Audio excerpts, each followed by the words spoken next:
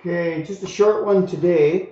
So you saw my spruce trees that I've been working on. And so now I've started and I've moved over to doing the first of the deciduous trees I want to do. I did a video on how I actually make them, but I didn't show a finished product because I had an issue with my alpha channels. I had to go in and reselect and the video was running long. But I thought I would quickly show the cherry trees that I've been working on. So this is, let me just zoom over here. So this is the first one. This is the one I showed you I was building. And it is a blossoming cherry tree.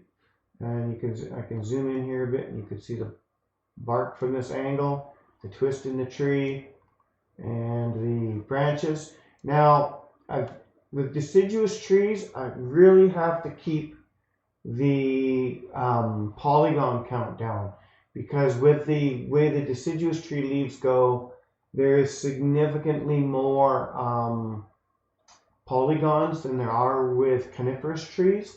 So, for example, any one of these spruce trees is around 1,800 triangles.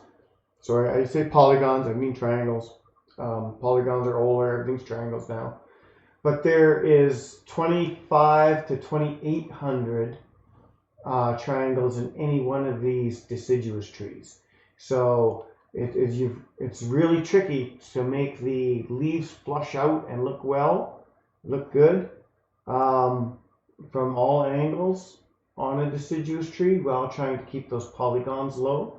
Now, any specialty trees, like I'm going to be building some specialty trees for my own game, those will be much higher triangles, obviously, because they're one-off items, so to speak. But anyway, so blossoming cherry tree.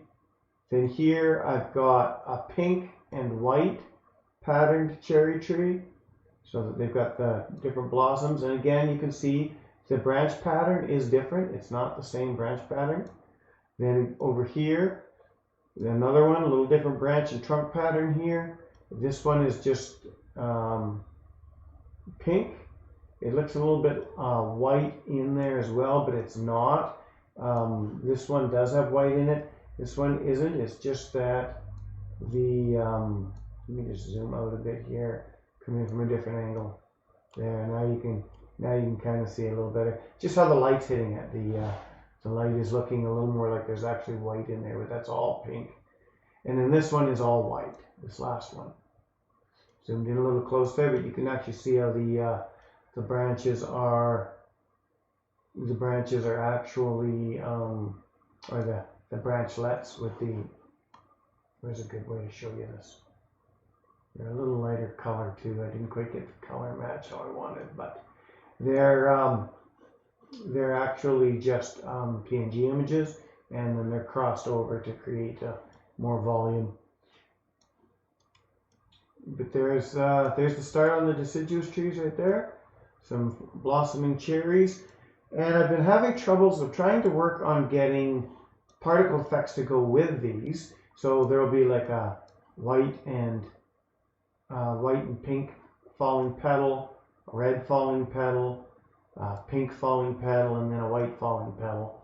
And there'll just be particle effects that happen. But effects here, animations, I'm having troubles getting those into RGP developer Bakin. They render out fine. They say they drag in fine as long as I have a texture folder and have the PNG file in the texture folder.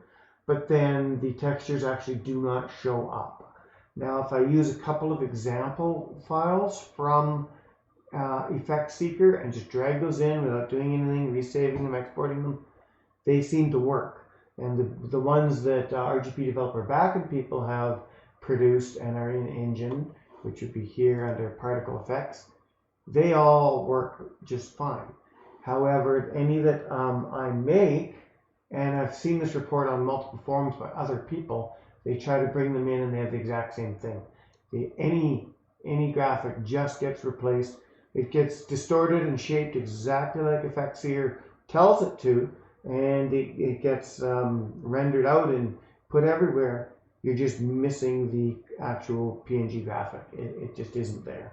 And then in the resources for it, the RGP developer Bakin people have not included a tab to actually browse to choose the resource you want. So it would be nice if they would add that. If they watch this and they listen, it'd be nice to add that, and then it would be super simple to fix any effects that you bring in. Or just fix the effect import process. There's obviously something wrong there. There's multiple people complaining about this. So hopefully they figure it out and fix it. But that's not the point of this video. I just hope to get those, to include those with these. Because let's face it, if you're doing some sort of an Asian or Oriental scene, or even, you know, late spring or fall, whenever the blossoms fall, it would be nice to be able to have that as an animation, just to add that little bit of finesse to your scenes.